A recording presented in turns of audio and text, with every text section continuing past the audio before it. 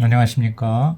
영혼을 성장시키는 책 소개방, 영성책방의 명성훈 목사입니다. 첫 번째 책으로 성령이 답이다, 성령이 답이다 라는 책을 여액께서 소개해 드립니다. 배단위 출판사에서 2015년에 1세가 나왔고요. 2019년 2세의 책을 제가 가지고 있습니다. 17,000원이고요. 저자는 서천성 목사입니다. 서천성 목사는 장로교 목사로서 YM 선교사로 사역하는 등 성령 목회에 다년간 경험을 가지고 있으며 현재 새생명교회 담임 목사입니다.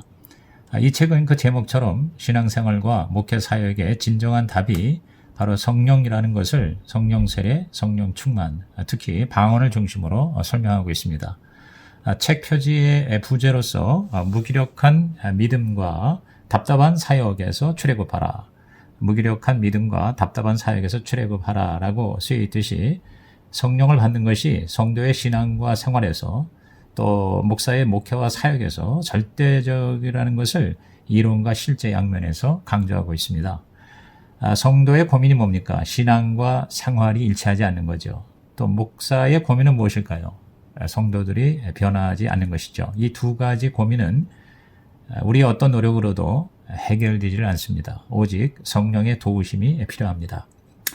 저자는 대다수 그리스도인들이 성령이 얼마나 필요하고 중요하다는 것을 알고 있지 못하다고 주장합니다.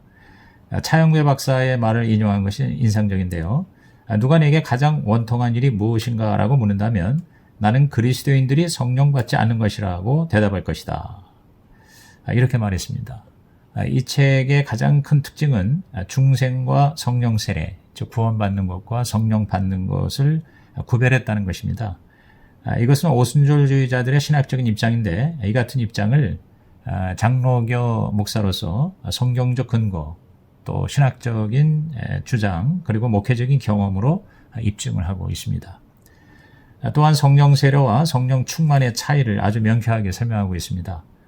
성령 세례는 중생할 때 임한 성령의 불씨를 점화시키는 거라면 성령 충만은 그 점화된 것을 큰 불로 일으키는 것이고 진정한 예수의 제자라면 이 같은 불을 계속 유지해야 한다. 이렇게 주장합니다. 다른 말로 말하면 이제 펌프질로 비유를 할 때 중생은 그 샘 근원에 물줄기에 파이프를 꽂는 것이라고 한다면 성령 세례는 마중물을 붓는 것이고 또 성령 충만은 그 마중물로 인해서 풍부한 물이 터져 나오는 것이다. 이렇게 비유할 수가 있습니다. 이 같은 주장도 오순절주의자들과 큰 차이가 없는데요. 그러나 오순절주의자들의 이 체험 그리고 표적 중심의 성령의 활동을 혹은 성령론을 지속적인 신앙생활로 연결시키고 더 나아가서 전도와 세계 선교로 결론을 맺는 것, 이것이 이 책의 탁월함이라고 생각합니다. 성령 충만을 계속 유지하여서 열매를 맺는 성경적인 5가지 방법은 이 책의 가장 큰 공헌 또는 유익함이라고 할 수가 있습니다. 성령을 별 모양으로 볼 때 그 별에 5가지 꼭지점이 있는데 첫째 찬양, 둘째 감사, 셋째 순종 혹은 순복, 넷째 말씀 혹은 묵상, 그리고 5째 기도, 특별히 방언 기도, 이렇게 5가지인데요. 이 5가지를 자세하게 설명하면서 적용한 것은 평신도 신앙생활이나 또 목회자의 목양에 큰 도움이 될 것 같습니다.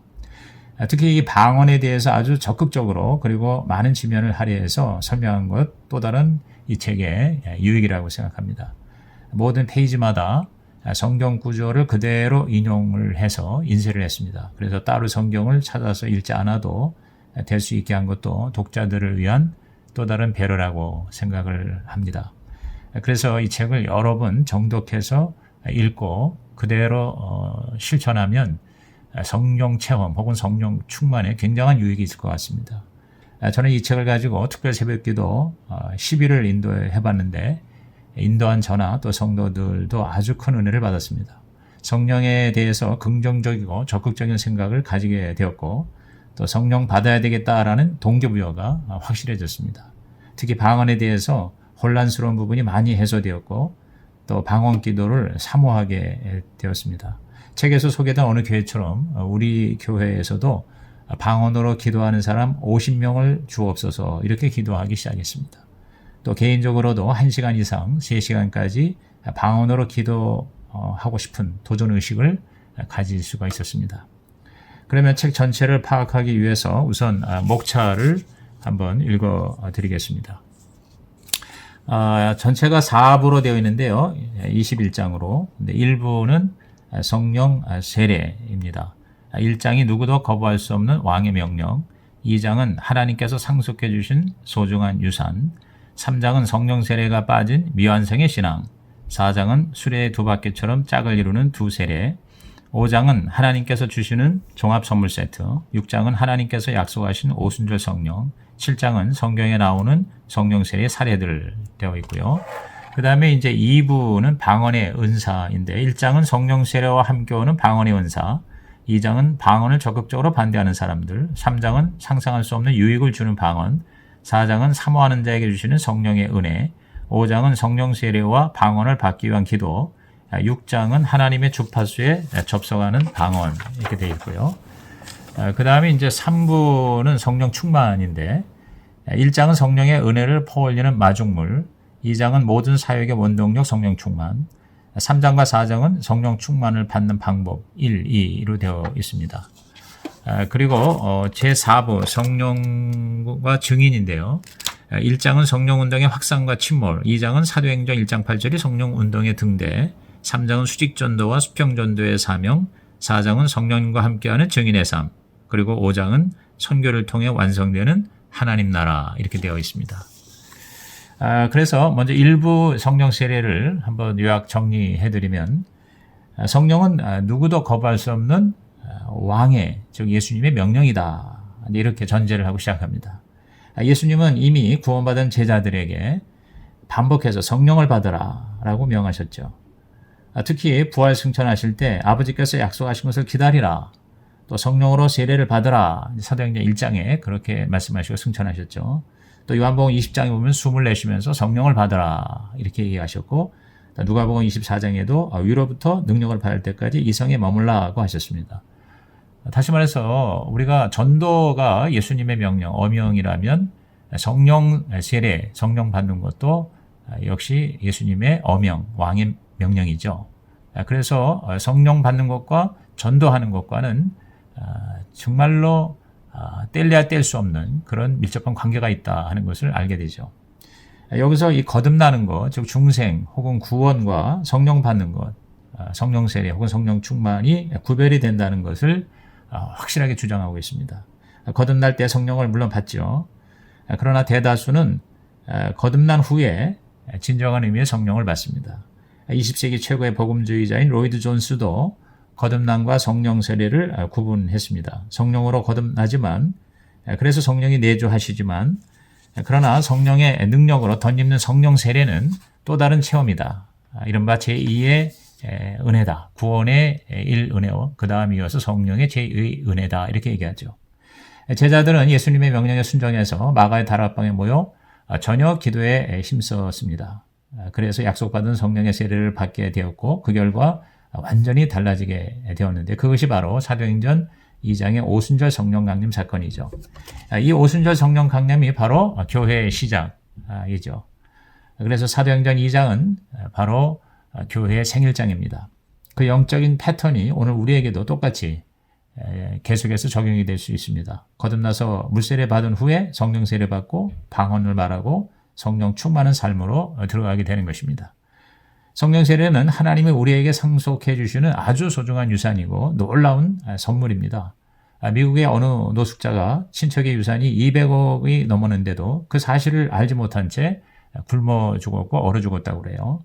오늘 우리도 구원받아 하나님의 자녀가 되었는데 성령의 유산, 이 하나님의 유산을 알지 못하고 받지 못하고 죽은 사람과 같은 신앙생활을 할 수가 있다는 거죠. 성령 세례와 성령 충만은 믿는 자의 가장 위대한 선물입니다.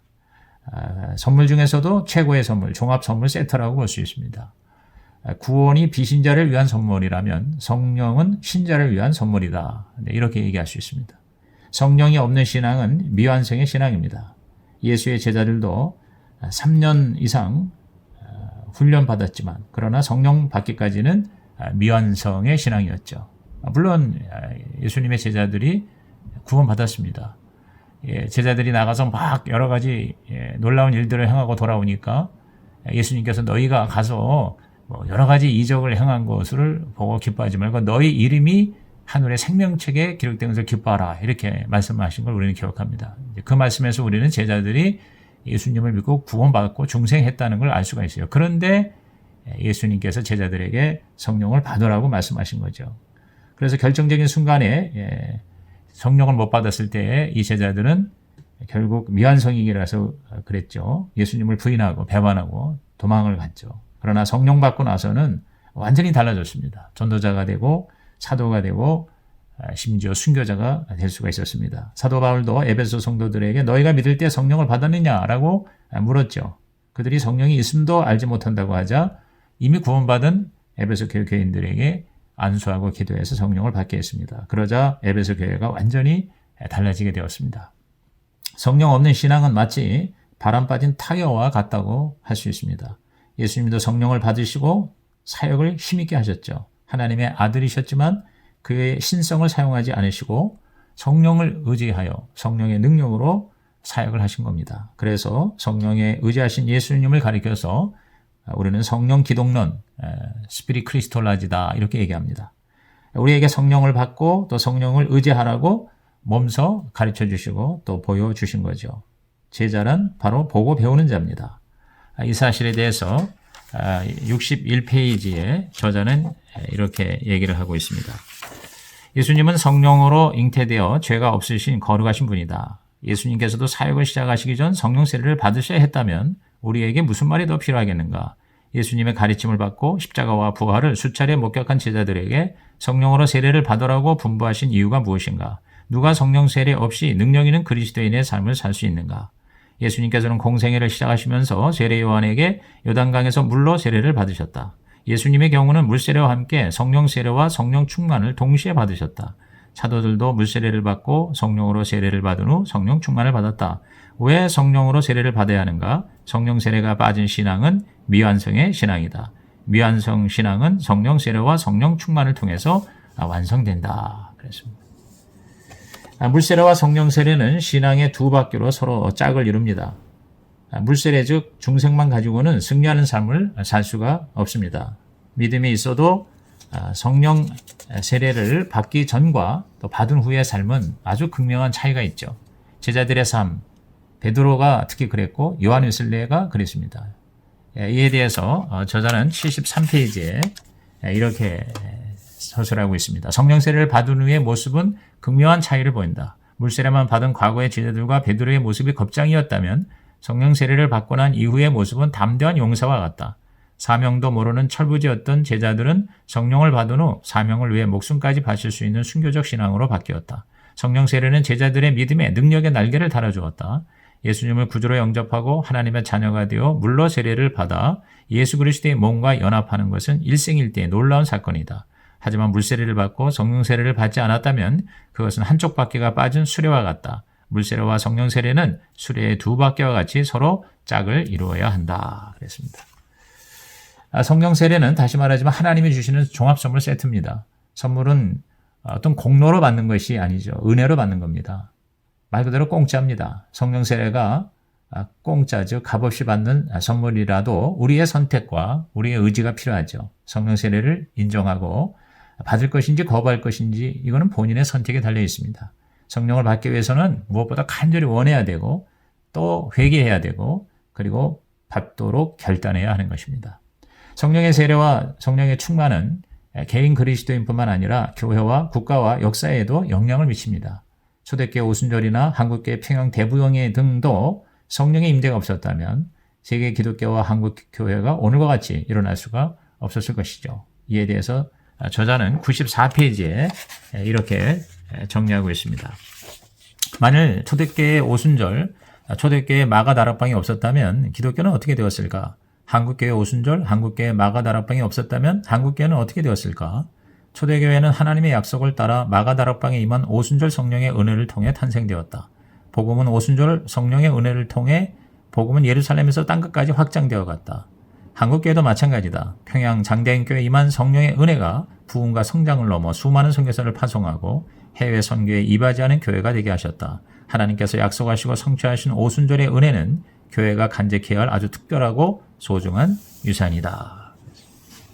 성경에 나오는 성령 세례의 사례들을 보면 예수님이 물세례를 받으실 때 성령의 세례를 받으셨죠. 제자들이 예루살렘에서 오순절을 기도할 때 성령이 임하셨죠. 백부장 고넬료가 베드로의 설교를 들을 때 성령이 임하셨습니다. 사마리아에서 에베소에서 간절히 간구할 때 성령이 임하셨습니다. 이처럼 성령에 대해서 의지를 가지고 믿고 사모하고 구할 때 성령은 지금도 임하시는 겁니다. 성령 세례는 어떤 노력에 대한 보상이 아닙니다. 사모하는 자에게 값없이 주시는 아주 특별한 선물인 것입니다. 2부에서는 이제 방언의 은사를 주로 이야기하고 있는데요. 성령 세례와 함께 오는 은사 중에 가장 많이 나타나는 은사가 바로 방언의 은사죠. 신약 성경에는 두 가지 종류의 방언이 있습니다. 이른바 대인 방언과 그리고 대신 방언. 대인 방언, 즉 사람을 향한 방언에는 통역이 필요 없는 외국어 방언과 또 통역을 필요로 하는 그러한 알아듣지 못하는 방언이 있죠. 이건 공적인 방언이라고 볼 수 있습니다. 많은 사람들에게 이것을 알리는 메시지죠. 반면에 대신 방언은 기도 방언이라고 할 수 있고 사적 방언이라고 할 수가 있죠. 대신 방언은 자신의 믿음을 세우기 위한 것이라서 그래서 사적인 방언이다. 사적인 기도다. 신약의 방언은 대부분 바로 이 대신 방언, 하나님을 향한 방언이죠. 우리가 방언을 말하는 이유는 성경이 그 방언에 대해서 말씀하고 있기 때문입니다. 성경이 그렇다면 그런 거죠. 방언에 대해서는 적극적으로 활용하는 사람들이 있는 반면에 아주 부정적인 또는 소극적인 사람도 있습니다. 이른바 그 cessation theory, 즉 중지설, 초대교회의 또는 성경시대의 은사는 지금 중지되어 있다. 이 방언 중지설, 은사 중지설을 믿는 사람들이 있습니다. 성경시대에는 있었으나 지금은 필요하지 않고 그래서 존재하지 않는다는 거죠. 그러나 영적인 일은 영적으로 분별할 수가 있습니다. 성경은 특히 바울은 모든 성도가 방언 말하기를 원한다고 했고 자신도 가장 방언을 많이 한다고 기록했습니다. 성경에서 존재하는 방언, 사도 바울이 가장 많이 말한다고 하는 그 방언, 지금도 분명히 존재합니다. 방언은 영적인 언어입니다. 영적인 일은 영적으로 분별할 수 있기 때문에 방언을 체험하지 않고는 이성으로 방언을 알 수가 없는 것입니다. 방언을 아는 확실한 지름길은 성령 세례를 받고 방언을 경험하는 것입니다.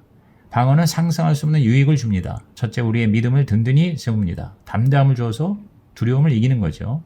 두 번째로 하나님의 능력을 작동하게 해서 어떤 일도 감당할 수 있게 합니다. 셋째로 하나님과 초자연적인 대화를 나누게 됩니다. 존 비비어 목사는 방언을 사탄이 알아듣지 못하도록 하나님과 우리가 나누는 비밀 대화라고 했습니다.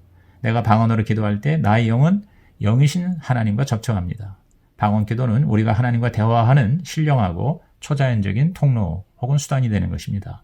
네 번째로 방언의 유익은 하나님의 뜻에 합당한 기도를 할 수 있다는 거죠. 우리가 기도할 바를 알지 못할 때 성령은 말할 수 없는 탄식, 즉 방언으로 기도하게 하셔서 올바른 기도를 드리게 합니다.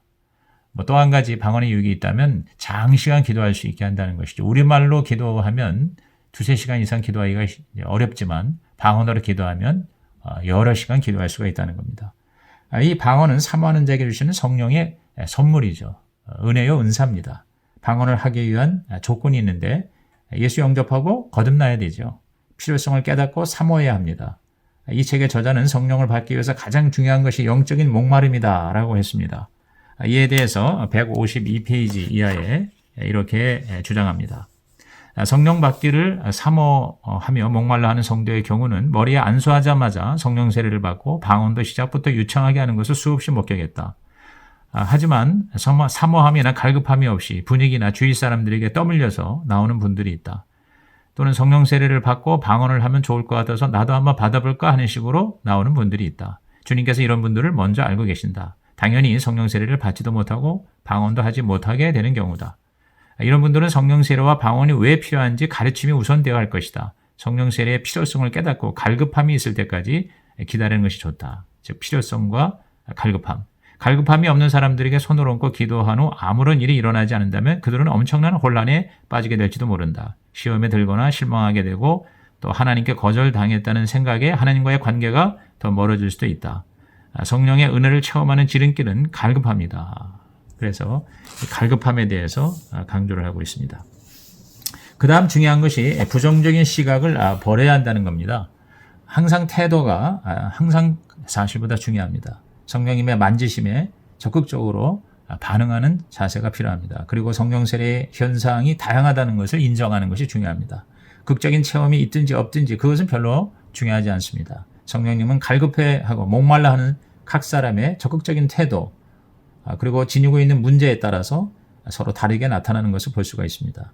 성령 세례 그래서 받는 방언은 누구나 기도로 받을 수가 있습니다. 저자는 안수받을 때 인도자를 따라 기도하는 법을 예시로 제시하는데 아주 유익한 내용입니다. 161페이지에 그 기도가 나와 있어요. 하나님 아버지, 저는 하나님의 자녀입니다. 저는 성령 세례를 사모합니다. 저를 위해 준비해 놓으신 성령의 선물을 감사합니다. 저는 지금 믿음으로 성령 세례를 받습니다. 저에게 성령을 선물로 주셔서 감사합니다. 약속하신 말씀대로 저는 성령으로 세례를 받았습니다. 성령 세례를 받은 표적으로 저에게 성령 충만과 방언을 주시니 감사합니다. 성령님께서 말하게 하심을 따라 이제 방언으로 말하기를 시작합니다. 예수님의 이름으로 기도합니다. 아멘. 이렇게 그 성령을 받도록 하나님께 구체적으로 실제적으로 드리는 이 기도문 굉장히 유익한 것 같습니다. 엄밀하게 말하면 방언은 받는다기보다는 하나님이 이미 주신 것을 내가 말하는 것이라고 볼 수 있습니다. 그러므로 기도한 후 자신을 성령님께 내어드리고 성령님께서 주시는 말을 입으로 곧바로 크게 말하기 시작하라는 겁니다. 자신이 이해하지 못하는 말을 크게 소리내어 입 밖으로 말하십시오. 하나님께서는 약속하신 것을 반드시 지키십니다. 성령으로 세례를 받은 사람은 누구든지 방언으로 기도할 수 있습니다. 그러나 방언을 거부하거나 성령님과 협력하지 않으면 방언을 할 수가 없습니다. 성령님께서 혀를 만지실 때 곧바로 방언을 말해야 합니다. 방언은 성령님께서 내 혀와 목소리를 통해서 말씀하시는 언어이기 때문에 내가 성령님과 협력하지 않으면 절대로 방언을 말할 수가 없는 것이죠. 방언은 하나님의 주파수에 접속하는 역할을 합니다. 그러므로 성령님의 인도를 따라 방언으로 기도해야 합니다. 방언은 하나님의 주파수, 영적인 파장에 접속하는 겁니다. 고린도서 14장 15절에서 말하는 마음의 기도는 우리말로 기도하는 거고 영의 기도는 방언으로 기도하는 거죠. 그러므로 영적으로 하나님과 깊은 교제를 하기 위해서는 더 많이, 더 자주 방언으로 기도하십시오. 방언 기도는 육체의 소용이나 사탄의 방해로 중단될 수가 있습니다. 많은 사람들이 처음에 방언할 때 신기하고 감사해서 열심히 하다가 나중에는 의미도 모르고 재미도 없으니까 중단하는 경우가 많습니다. 그러나 운동의 효과가 금방 나타나지 않듯이 방언도 꾸준하게 계속하면 점점 더 성령으로 충만해지고 기쁨과 감사가 넘치고 춤을 추기까지도 하게 됩니다. 방언 기도에 생활하는 하나님의 임재를 누리며 살게 하는 것입니다. 나와 함께 하시는 친밀하신 하나님, 그분을 의식하고 느끼고 즐기며 살 수가 있는 것이죠. 이 책에 또 3부로 들어가면 성령 충만에 대한 얘기입니다. 성령 충만을 받기 위해서는 성령 세례를 받아야 되는데 성령 세례는 이 성령 충만으로 퍼올리는 마중물이다 이렇게 이야기합니다. 즉 성령 세례는 성령 충만의 시작이고 성령 충만은 성령 세례의 결과이죠. 이 성령 충만은 외적 충만과 내적 충만으로 설명할 수가 있는데 외적 충만 즉 플레도는 능력과 은사로 충만한 것이라면 내적 충만 플레레스는 인격과 성품의 변화를 의미하는 것입니다. 초대교회 일꾼의 자격은 성령 충만이었습니다. 성령 세례, 성령 충만, 성령의 모든 은혜의 상관관계에 대해서 저자는 195페이지에서 이렇게 요약하고 있습니다. 바울 사도는 오직 성령으로 충만을 받으라고 한다. 그렇다면 성령 충만은 무엇인가? 충만함은 강력한 영향을 지속적으로 받고 있는 상태, 강력한 영향을 지속적으로 받고 있는 상태를 말한다. 바울 사도는 성령 충만을 아주 쉽게 설명을 한다. 술에 취하면 생각이 술의 지배를 받는다. 생각과 말도 술의 지배를 받는다. 몸도 술의 지배를 받아 행동하게 된다. 그러므로 성령 충만은 곧 성령님의 지배를 받는 것을 말한다. 성령으로 충만하면 생각과 말, 행동이 계속해서 바뀌어 그리스도의 인격을 담게 된다. 그리스도인이라면 어떤 생각을 하고 어떤 말을 해야 하고 어떤 행동을 해야 하는지 또 위기의 순간에 어떻게 반응하는지에 대한 신앙 지식을 갖고 있지만 지식과 행동은 별개의 문제라는 견해에 동의할 것이다. 성령으로 충만하지 않으면 우리 자신이 성령님에 의해서 움직이기보다는 우리가 성령님을 움직이려고 한다. 하지만 성령으로 충만하면 말씀, 즉 지식과 행동이 별개가 아니라 하나를 이루게 된다. 비로소 신앙과 삶의 분렵하움에서 자유와 해방을 누리게 된다. 성령 세례는 하나님께서 그분의 자녀인 우리를 위해 마련해 놓으신 종합 선물 세트이다. 성령 세례는 마치 선물 보따리와 같아서 그 속에는 성령의 권능과 성령의 은사, 성령의 열매가 다 들어있다. 이 선물 보따리 속에 있는 모든 은혜를 맛볼 수 있도록 하는 것이 바로 성령 충만이다. 성령 충만 없이는 성령 세례를 통해 주신 모든 은혜를 맛볼 수가 없다. 성령 세례가 성령 충만을 불러오는 마중물이라면 성령 충만은 성령의 모든 은혜를 불러오는 마중물이다. 이렇게 얘기할 수가 있습니다. 이 성령 세례와 이 방언은 끝이 아니라 시작일 뿐이죠. 반드시 지속적으로 성령 충만을 받아야 합니다. 성령 충만은 모든 사역의 원동력입니다. 예수님과 사도들의 삶과 사역의 원동력, 그 근원적인 힘은 바로 뭐요? 성령이었죠. 우리의 무기력한 삶의 원인은 성령 세례 받지 않고 성령 충만을 받지 않았기 때문인 것이죠. 하나님의 자녀답게 예수의 증인답게 살기 위해서는 성령을 받아야 합니다. 성령 충만은 배터리와 같은 역할을 합니다. 그런데 방전된 배터리 같은 신자가 얼마나 많습니까? 성령 세례를 받았다고 할지라도 성령으로 충만하지 않은 그리스도인은 방전된 배터리처럼 무기력해집니다. 성령 충만의 삶에는 표적과 기사와 능력이 있습니다. 성령 충만한 삶에는 성령의 열매가 있습니다. 성령 충만은 더 많은 성령의 은사를 불러옵니다. 이 책의 백미는 성령 충만을 받는 성경적 방법을 잘 제시하고 있다는 것입니다. 에베소서 5장 18절 이하 21절까지 보면 성령의 충만을 받는 세 가지 기본기가 요약이 되어 있습니다. 첫째가 찬양 혹은 경배입니다. 에베소 5장 18절에 술 취하지 말라 이는 방탕한 것이니 오직 성령으로 충만을 받으라고 한 다음에 19절에 시와 찬송과 신령한 노래들로 서로 화답하며 너의 마음으로 주께 노래하며 찬송하라고 했는데요. 여기서 시는 구약의 시편과 같은 것이고 찬송은 오늘 우리가 부르는 찬송가 복음성가라면 신령한 노래가 뭘까요? 방언 찬송이라는 거죠. 현대교회 신자들은 찬송을 복음성가는 즐겨 부르지만 시, 즉 찬송시와 신령한 노래, 즉 방언 찬송은 거의 잃어버렸습니다. 이것을 회복해야 지속적인 성령 충만을 유지할 수가 있다는 것입니다. 그 다음 두 번째 성령 충만의 성경적 방법은 감사하는 겁니다. 에베소 5장 20절에 보면 범사에 우리 주 예수 그리스도의 이름으로 항상 아버지 하나님께 감사하라 라고 했습니다. 찬양과 함께 감사를 많이 할 때 성령으로 충만할 수 있다는 거죠. 그 다음 세 번째가 뭐예요? 순복, 순종, 복종이죠. 에베소 5장 21절에 보면 그리스도를 경외함으로 피차 복종하라고 했습니다. 찬양, 감사와 함께 복종하는 것, 권위에 순복하는 사람이 성령으로 충만할 수 있습니다. 가장 성령으로 충만하신 분이 누굴까요? 예수님이죠. 예수님은 자기를 낮추시고 죽기까지 복종하신 분입니다. 저자는 성령 충만의 별을 얻기 위한 기본적 3대 등불로 지금까지 얘기한 세 가지, 즉 찬양, 감사, 순종을 들었습니다. 이에 대해서 240페이지에 이렇게 설명을 합니다. 바울 사도가 소개한 세 가지 사항들을 등불로 사용하라. 먼저 찬양, 경배부터 시작하라. 찬양이 익숙해졌다고 판단되면 이제 찬양에 감사를 더하라. 하나의 등불보다는 두 개의 등불이 더 밝은 것처럼 더 풍성한 성령 충만의 은혜를 누리게 될 것이다. 이렇게 점진적으로 꼭지점을 하나씩 늘려가는 것이 가장 좋은 방법이다. 성령 충만을 위한 세 가지 항목들을 하나하나 실천하다 보면 어떤 것은 잘 되지만 어떤 것은 잘 안 될 수도 있다. 예를 들어 찬양 경배는 잘 되는데 권위에 순복하는 일이 잘 안 된다면 그 일에 더 집중하라. 절대로 서두르지 마라. 누구도 처음부터 완벽할 수는 없다. 성령 충만을 위한 노력의 결과가 탑을 쌓듯이 계속 올라만 간다면 얼마나 좋겠는가. 어느 날 갑자기 무너질 수도 있다. 특히 사탄의 방해로 무너지는 일이 반복될 때 그만 포기해버리는 경우가 있다.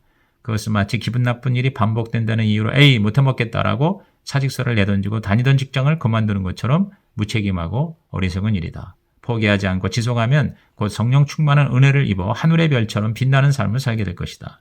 성령 충만은 우리가 알고 있는 어떠한 개념이나 학설이 아니다. 우리의 삶을 내외적으로 균형 있게 변화시킬 수 있는 실제적인 능력이다.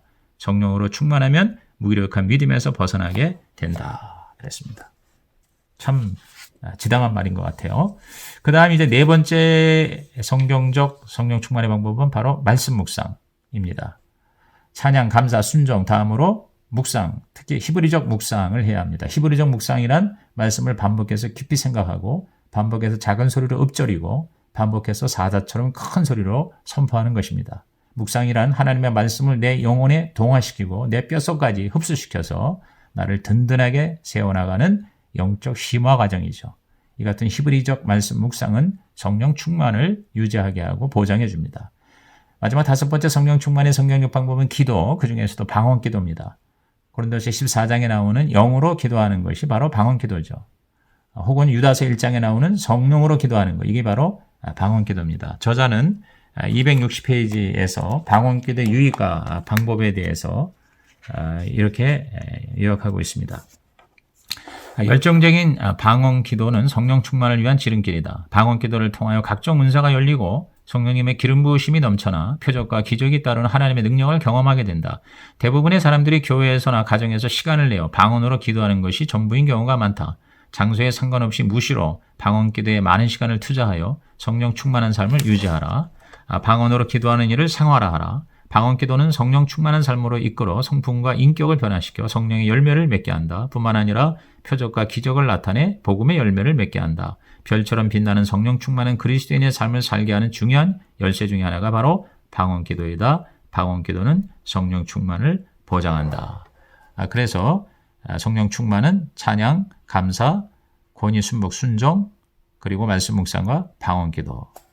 그래서 그렇게 이제 결론을 낼 수가 있죠. 성령 충만한 삶을 살기 원하는가? 성령의 열매를 맺고 복음의 열매를 맺는 제자의 삶을 살기 원하는가? 그렇다면 5개의 꼭지점이 있는 별의 모형을 통해서 설명한 그 5가지 사항들을 등불로 사용하라. 먼저 찬양, 시와 찬송과 신령한 노래, 그리고 감사, 세 번째 권위에 순복하는 것부터 시작하라. 첫 번째 단계가 익숙해지면, 이 3가지가 익숙해지면 두 번째 단계, 즉 말씀 묵상과 기도, 특히 방언 기도를 생활화하라.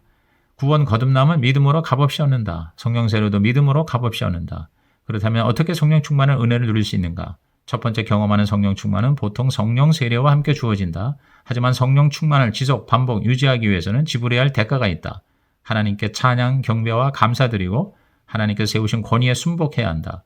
뿐만 아니라 하나님의 말씀을 묵상, 고백하며 방언으로 기도해야 한다. 이 모든 것들은 성령 충만으로 나타난다. 성령으로 충만해지는 순간 지극히 높으신 하나님의 영광과 능력이 우리를 덮고 표적과 기적이 따르고 성령의 열매를 맺게 된다. 이제 마지막 4부는 이제 성령과 증인인데요. 성령 운동의 확산과 침몰에 대해서 오순절주의, 은사주의, 빈야드의 이 3세력을 언급하면서 성령 운동과 말씀 운동의 균형과 조화에 대해서 일침을 가하고 있습니다. 성령 운동에 부작용이 있다고 해서 성령을 무시하는 것은 마치 그 구데기가 무서워서 장을 못 닦는 것이라든가 또 등대지기가 사명을 못했다고 등대까지 철거하는 것 같은 위험을 초래하는 것이라고 주장하죠. 바람직한 성령 운동은 표적과 능력뿐만 아니라 성령의 열매와 영혼구원의 열매가 같이 가는 겁니다. 그런 점에서 사도행전 1장 8절은 성령 운동의 등대가 되는 말씀입니다. 성령을 받은 그리스도인의 사명은 어디에서 무엇을 하든지 복음의 등불을 밝히는 것입니다. 가정에서, 교회에서, 일터에서 땅끝까지 복음의 등불을 확산시키는 것이죠. 그 같은 역사의 열매는 선교 역사를 통해서 증명되고 있습니다. 개신교 선교의 요람은 모라비안 공동체 헤른 후트이고요. 미국 선교의 요람은 건초더미 기도회고요. 영국 선교의 요람은 캠브리지 대학의 선교운동인데 이 모든 역사들은 바로 성령의 역사로 이루어진 사건입니다. 이 책의 또 한 가지 공헌은 수직전도와 수평전도의 개념을 조화 있게 설명을 했다는 것입니다. 유대인들은 구약의 지상명령인 수직전도에 성공을 해서 머리가 되었습니다. 다시 말해서 쉐마, 이스라엘에 들으라 하면서 자녀들을 잘 양육하라는, 그래서 대대로 하나님의 복을 받으라는 이 쉐마의 명령, 그것이 바로 가정에서부터 시작된 거죠. 그래서 증인의 삶은 바로 가정에서부터 시작되어야 한다는 겁니다. 부모가 자녀를 제자로 삼는 거, 이게 바로 수직전도라는 거죠. 이러한 수직전도에 이어서 수평전도는 바로 뭡니까? 이웃에게 복음을 전하라는 신약의 지상 명령입니다. 이 두 가지 명령에 대한, 전도에 대한 개념에 대해서 308페이지에 요약을 잘 해놨는 것 같아요. 거기 보면 대부분의 그리스도인들은 증인이나 전도라는 단어를 이웃전도와 세계선교에 관련해 생각해왔다. 또 내가 하나님의 일을 잘 감당하면 내 자녀의 신앙은 하나님께서 책임져 주실 것이라고 믿어왔다. 하지만 하나님께서는 부모에게 자녀의 신앙교육, 즉 수직전도와 이웃을 하나님께 인도하는 수평전도를 함께 맡기셨다는 것을 잊지 말아야 한다. 가정은 하나님께서 세우신 최초의 학교요, 부모는 하나님께서 세우신 최고의 교사다. 참 이 개념은 굉장히 우리 목회에 중요하다고 생각을 합니다. 신앙생활에. 그래서 요새 가난한 성도도 점점 늘어나고 1세대는 예수를 잘 믿는데 부모 세대는 열심히 신앙생활을 했는데 2세대 자녀 또 그 자녀들의 자녀 세대는 점점 교회를 떠나고 하나님을 멀리하는 경향이 너무나도 지금 우리 한국 교회를 힘들게 하고 있는데, 그런 점에서 이 성령의 역사가 단순한 이웃전도만이 아니라 수평전도만이 아니라 수직전도, 즉 우리의 자녀들과 자녀들의 자녀들 신앙의 유산을 이어서 내려가게 하는 것도 아주 중요한 증인의 삶이라고 주장하는 것은 굉장히 우리에게 도전을 주는 말씀이라고 생각합니다. 성령님과 함께하는 증인의 삶은 아무리 강조해도 지나치지 않습니다. 성령 세례와 성령 충만의 목적이 뭡니까? 바로 복음 증거를 위한 것이죠. 모든 양육의 목표는 뭡니까? 바로 증인의 삶이 되어야 합니다. 성령 세례 받고 난 후에 가장 우선적으로 힘써야 할 일은 성령으로 충만함을 받아 내가 있는 삶의 터전에서, 가정에서, 일터에서, 또 세상과 사회에서 복음을 전하는 겁니다. 영혼을 구원하고 성령을 받게 하여 증인의 삶을 살게 하는 것까지가 진정한 의미의 전도인 것입니다. 성령이 답이다. 이 책을 통해서 얻은 유익에 대해서 다시 한번 정리해보면요. 결론적으로 첫째, 성령 세례, 성령 충만의 그 의미와 중요성을 아주 명쾌하게 알게 한다는 거고요. 두 번째는 중생과 성령 세례, 구원받는 것과 성령 받는 것의 구별, 또 차이를 성경적으로 잘 설명해서 이미 구원받은 자들이 성령 받는 것, 성령 세례와 성령 충만을 사모하게 하는데 굉장한 도움을 주고 있습니다. 성령 세례로 끝나는 게 아니라 그것을 시작으로 성령 충만을 유지하는 것, 그리고 성령 충만을 위해서 별 모양의 5가지 성경적인 방법, 찬양, 감사, 순종, 말씀, 기도, 찬양, 감사, 순종, 말씀, 기도를 실제적으로 제시하고 있다는 점이 이 책의 세 번째 특징이고요. 네 번째는 방언 기도와 방언 찬송을 적극적으로 소개함으로써 깊은 기도와 성령 충만의 지속성을 가능하게 했다는 것이고, 그리고 마지막으로 다섯 번째, 무기력한 성도들을 성령 받고 방언하고 전도하게 함으로써 진정한 예수님의 제자와 증인이 되게 하는 동기부여를 강하게 주고 있다는 것입니다.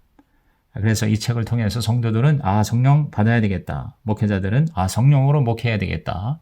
이러한 강력한 도전을 주는 유익한 책이라고 생각합니다. 그래서 이 책을 여러 번, 그래서 저는 우리 성도들에게 7번 읽고 숙지하고 그 내용들을 결단하고 실천해서 모두 다 성령 충만한 성도가 될 것을 촉구하고 저 자신도 그러한 목회자가 돼야 되겠다고 결심을 했습니다. 장시간 들어주셔서 감사합니다.